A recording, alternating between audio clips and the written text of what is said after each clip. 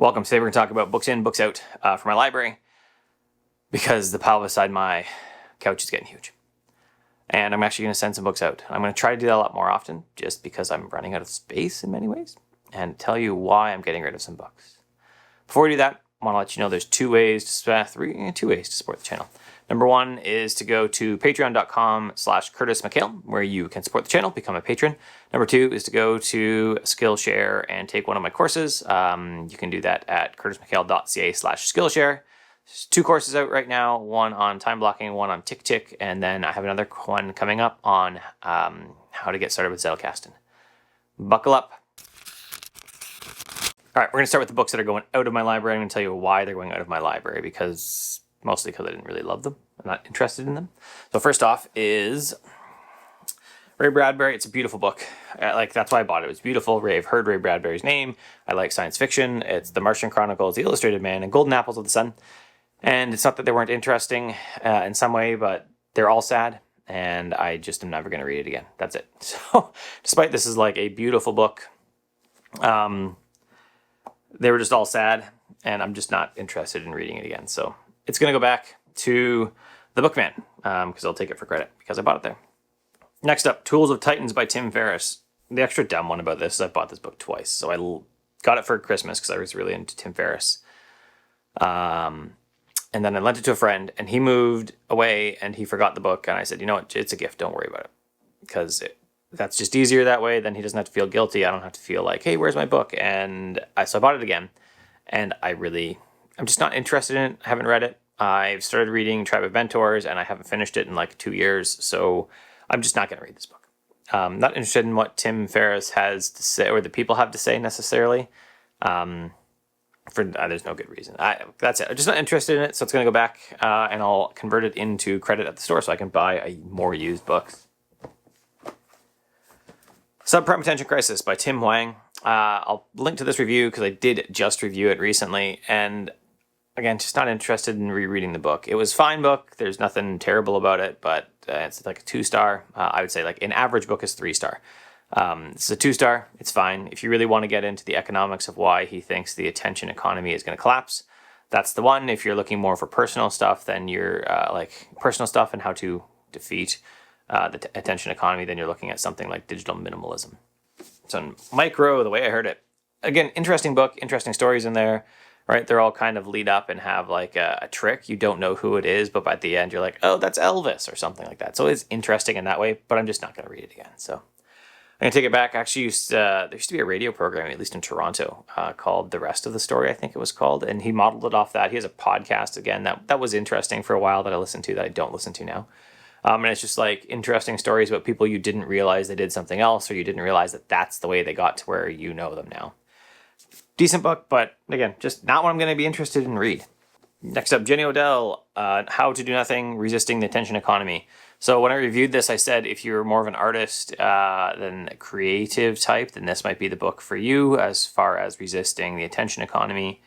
But I connected better with Digital Minimalism than this book. So I'm just not going to read it again, right? I got to pull out all the tabs here, the pink ones, but then I'm going to go pick up or drop this off today because, again, not a book I'm going to refer to a lot. Haven't referred to it since I read it, so I'm just going to let go of it.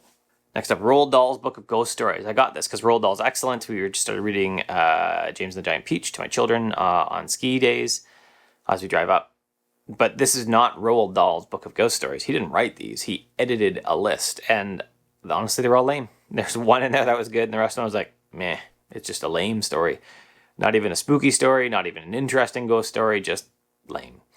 So it's going back. Although my kid saw it, was like, Dad, I really want to read that. And I looked at her and said, Eden, have you read any of the chapter books, like cover to cover in the last year? And she said, nope. And I said, well, so you're telling me you're going to read this cover to cover, but you haven't done that for any of the other ones? And she says, yes. So I told her I'll give her a month. Once this goes back up to her room, so I'm going to wait. Once this is up to her room, I'm going to put a month-long reminder in there. And if it's not read in a month, I'm taking it back. So, or if she's not like good way through it in a month. So I'll put this one to the side because it's not actually going back today. And finally, Neverwhere. This one's going back, but I'm actually bringing another copy of Neverwhere in. So I got this. It's a great story by Neil Gaiman. this is what they had when I bought it at the Bookman. But when I was in there on the weekend, they had basically the same cover in a hardcover. So that's it. I'm just going to exchange this book, really.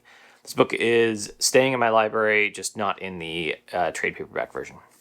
That's the books out. There's what? 1, 2, 3, 4, 5, 6 books out. Let me tell you, there's way more coming in, as we could expect.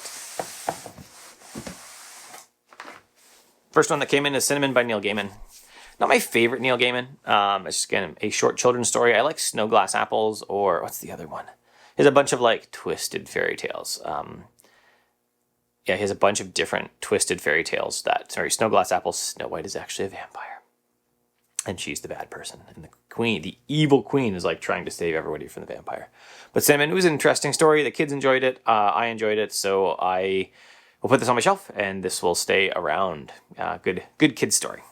Next up, Post-Capitalism, A Guide to Our Future by Paul Mason. Sometimes I just pick up books because they're interesting. And this one looked interesting. Like, what do we do after capitalism? We learned in a bunch of books recently, Shorter, I think maybe Rest, that a lot of worker productivity, the benefits of that accrue to the owner of a business now, not to your wages, right? Wages have stagnated. Something in like the 70s, 80s, they started stagnating. So like they used to kind of go up. Productivity and wages used to go up together. Basically, wages will, and productivity has continued to like this great rise. We do way more. We are more productive. We produce more value than we ever did, and we get paid less for it. So I thought that would be an interesting one to look at. And we'll see when I get to that. I'm not sure which one of these books are going to go onto my to read next shelf over here, and which one are just going to go on my regular shelf. But some of them will go each way. This is a nice copy of Neverwhere right there by Neil Gaiman. Great story. I'm going to read that. I'm going to count this as an unread book, although I've read it a bunch of times because I haven't read this copy that's come in. So, everywhere. And I got to change batteries on my camera. It's almost dead. And then we'll come back and do the rest of them.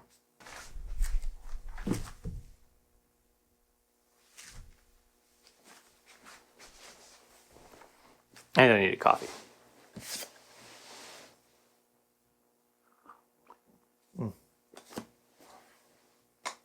Coffee. All right, next up, Brandon Sanderson, Rhythm of War. It's a huge book. So I've had these on Kindle before, no, not this one, but I've had the rest of this Stormlight Archive series on Kindle, and I just didn't realize how huge it was. It's a huge book, which is fine. Great book. I finished it. I got it just when it came out, and I finished it just after Christmas because it's big. It's like, I don't even know, like 1,200 words or something. And it was good. I really enjoyed it. It was good. 1,213 words. It's really good. They kept building the world well. They introduced some new genres of people.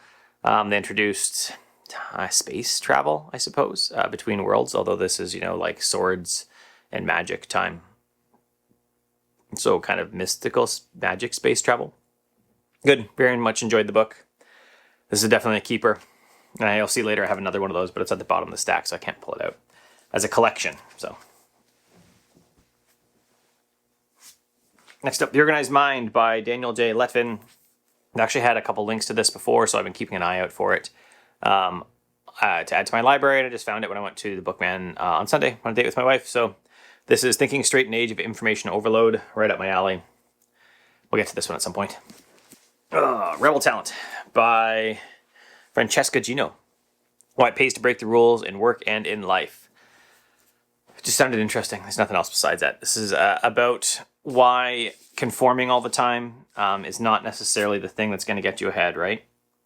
Rebels have a bad reputation. We think of them as troublemakers, outcasts, but they're probably way better than you can think, and they're masters of innovation and reinvention. To give you a quick summary of what's inside the jacket. Rebel Talent by Francesca Gino.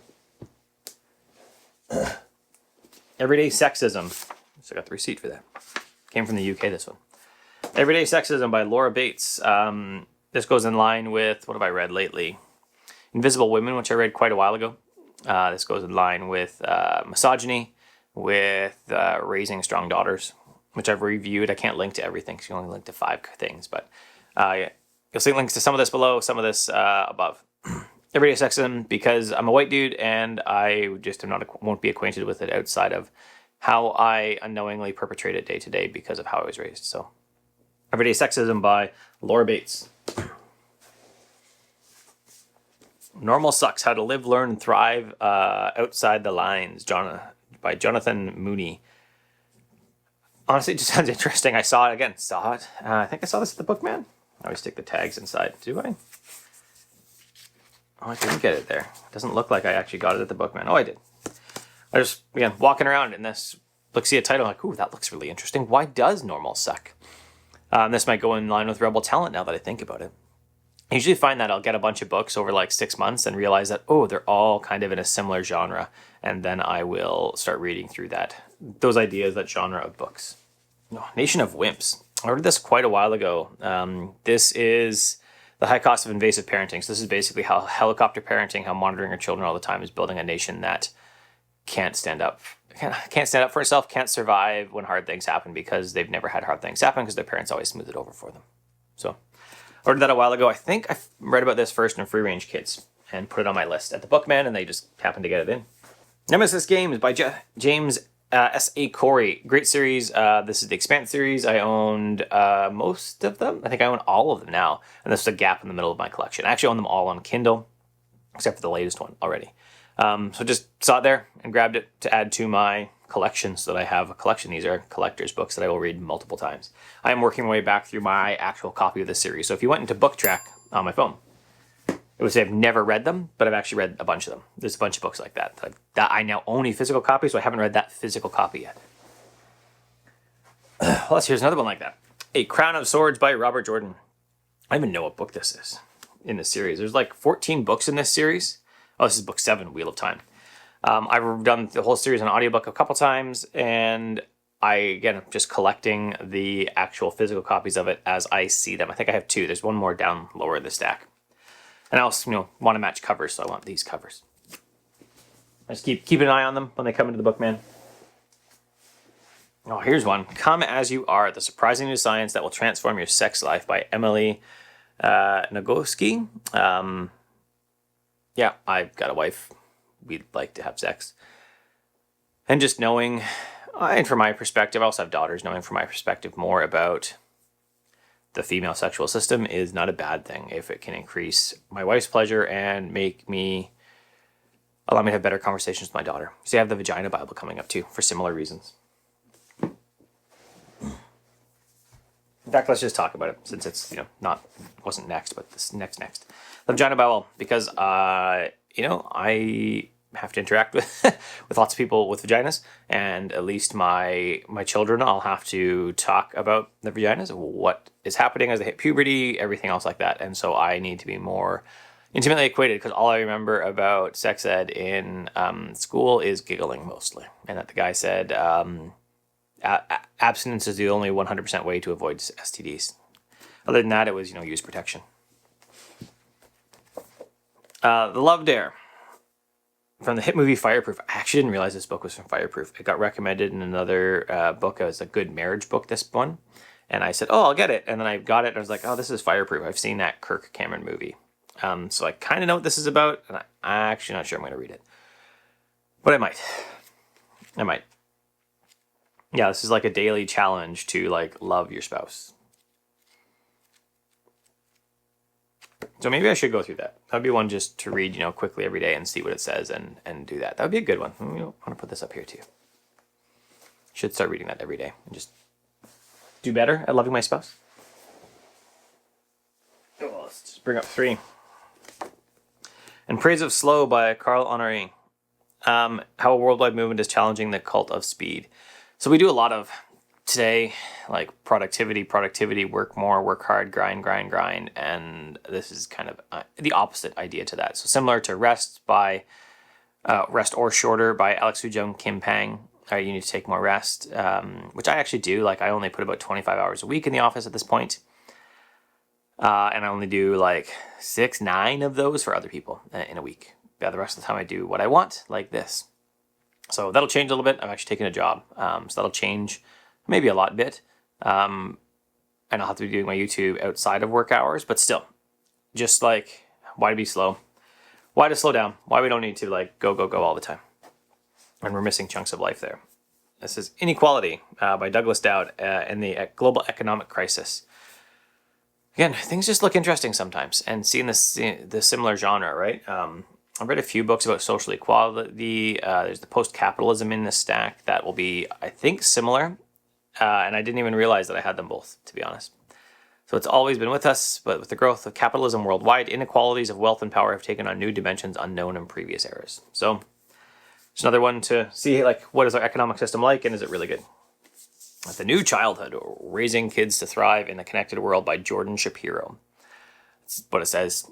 I got kids, I got to raise them in a connected world. We're actually getting devices for my 7-year-old, not a phone, but a device that'll be more hers than the shared iPad.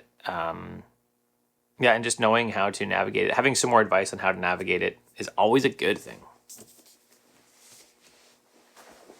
Now we're back to our 2 huge books. Just finishing out some of the fiction, right? I said that you saw another Sanderson coming up. This is Oathbringer by Brandon Sanderson. This is book, did it say? Book 3 in the Stormlight Archive. So I own book 3 and book 4 right now in physical copy. I need to get book 1 and 2. It's just a great series. Loved it. And this is just to add to my actual collection. So I actually have a copy. I don't know where I'm going to put these Robert Jordan and this next one coming up is a Robert Jordan and these Sanderson books because they're huge. And I'm kind of running out of fiction shelf space. And this is The Gathering Storm, book 12 in the Wheel of Time series by Robert Jordan and Brandon Sanderson. Robert Jordan died before he could finish the series. Brandon Sanderson is a good author, and Robert Jordan is a huge outliner. And his wife survived. His wife was the editor, read through the stories as he wrote them. So Sanderson finished off the Stormlight Archive, or not the story, he did that too. Well, he's doing that because that's his series. The Wheel of Time series for Robert Jordan, based on his outlines with his wife, collaborative. So this is book 12 of 14, I think. And again, I looked. Now the Wheel of Time, if you're starting it, I think it's book 4 or 5, maybe 4, 5, and 6, where you're like, this is getting a little slow. But then it picks up because the first maybe and not book 1, but book 2, 3, 4, 5 maybe. They're like, hey, very fairly formulaic, right? The guy, I think it's Brandon. He comes into his powers. He has to fight one of the bad guys who has similar powers. He loses, wins. In the end of the book, and it's very similar for 4 or 5 of them. And then it takes a big turn and gets much more interesting. So if you're in it, know that there's a little bit of a lull in the early, and you might say, oh, this is kind of boring. But man, does it pick up. I think those kind of that, no, they're not even the middle chunk. That early middle chunk is totally worth working through. Because they're not bad. It's just it's the same story. It's kind of the same thing. It's not bad in itself. You just read one of the books, you're like, oh, this is a good book. But when you've read 3 of them that are pretty similar, then it gets kind of slow. So if you can go work through those, then the rest, there's so much more to read after that. That's excellent. So it's absolutely worth it. That's the books in and out. So how many books are coming in? 1, 2, 3, 9, 10, 11, 12, 13, 14. 19 books came in. And 6 books went out. That's it. If you like the video, if you're interested in any of the books, you can comment below. Subscribe, that type of stuff. Hit the bell, because YouTube might let you know. If you're interested in supporting the channel, you can do that by going to patreon.com/CurtisMcHale, or you can go to curtismchale.ca/Skillshare, where you can support the channel by taking one of my courses on Skillshare. Have an awesome day.